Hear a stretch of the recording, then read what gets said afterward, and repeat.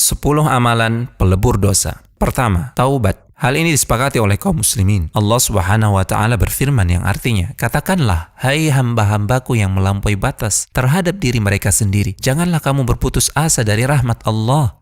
Sesungguhnya Allah mengampuni dosa-dosa semuanya. Sesungguhnya Dialah yang Maha Pengampun lagi Maha Penyayang." Kedua, istighfar atau memohon ampunan kepada Allah. Sebagaimana terdapat dalam hadis sahih, Nabi SAW bersabda yang artinya, "Seandainya kamu sekalian tidak berbuat dosa sama sekali, niscaya Allah akan memusnahkan kalian.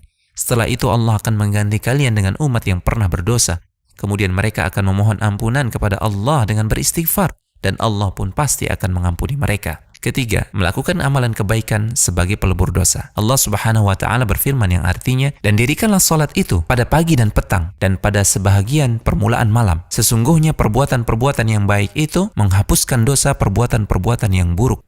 Keempat, saling mendoakan sesama orang beriman, seperti doa ketika melakukan salat jenazah. Dari Aisyah dan Anas bin Malik radhiyallahu taala anhuma dari Nabi sallallahu alaihi wasallam bahwasanya beliau bersabda yang artinya, "Tidaklah seorang mayit disalati oleh sekelompok kaum muslimin yang jumlahnya hingga 100 orang, melainkan mereka semua akan memberikan syafaat pada mayit tersebut."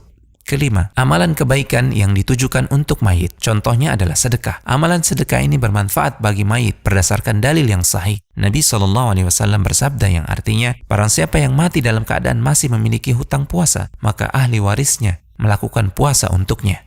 Keenam, syafaat Nabi SAW dan yang lainnya pada pelaku dosa besar di hari kiamat kelak. Nabi SAW bersabda yang artinya, "Syafaatku diperuntukkan untuk pelaku dosa besar dari kalangan umatku." Ketujuh, musibah di dunia yang menjadi sebab terhapusnya dosa.